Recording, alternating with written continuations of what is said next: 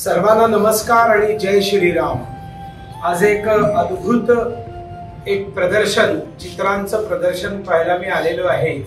पुण्यामध्ये रमणबागेमध्ये उद्या दुपारी 1 वाजता राम रंगी रंगले या एका खूप सुंदर इव्हेंटचं उद्घाटन होणार आहे आणि परवा रात्री 10 वाजेपर्यंत हा इव्हेंट सर्व पुणेकरांना आणि जे जे येऊ शकतील त्यांच्यासाठी पाहण्यासाठी उघडा आहे। याच्यामध्ये हे एक कला दालन आहे जे आर्ट इंडिया फाउंडेशननी या ठिकाणी जवळजवळ 125 चित्र इथे लावलेली आहेत। आता ही जी 125 चित्र आहेत ही लावण्याची संकल्पना मिलिंद साठे यांची, जे आता आमच्यामध्ये नाहीयेत, पण डॉक्टर प्राची साठे या सगळ्या उपक्रमाच्या आता प्रमुख आहेत। आणि जेव्हा राम मंदिराचा निर्णय आला आणि राम मंदिर बांधायला सुरुवात झाली त्यावेळेला 2020 मध्ये अशी एक संकल्पना लोकांसमोर आणली की चित्रकला स्पर्धा, रामायणाचे प्रसंग आणि त्या रामायणाच्या प्रसंगांमध्ये वय वर्ष 6 ते वय वर्ष 40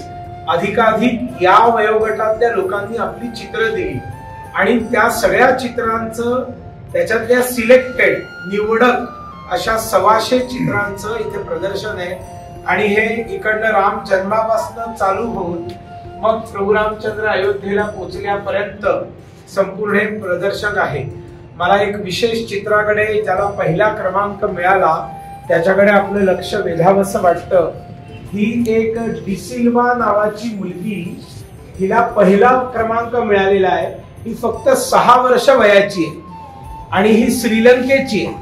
म्हणजे रामायणाचा किती खोल परिणाम सगळ्या जगभर आहे याचं एक लहानसं उदाहरण आणि उसकी एक झलक आपल्याला इथे बघायला मिळते।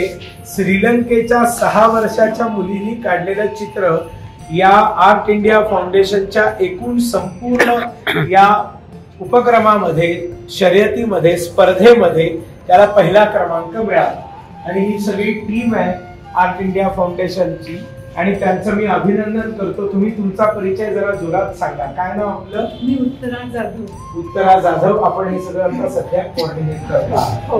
आपण? मी चित्रा वैद्य, चित्रकार आहे आणि आर्ट इंडिया फाउंडेशनची ट्रस्टी। सुजित कांबळे, मी आर्ट फाउंडेशनमध्ये प्रवर्तक। मी पूजा साळुंखे, मी आर्ट इंडिया फाउंडेशन मध्ये वेबसाईट डेव्हलपर आहे। अच्छा, वेबसाईट वर ही सगळी चित्र तुम्ही टाकली?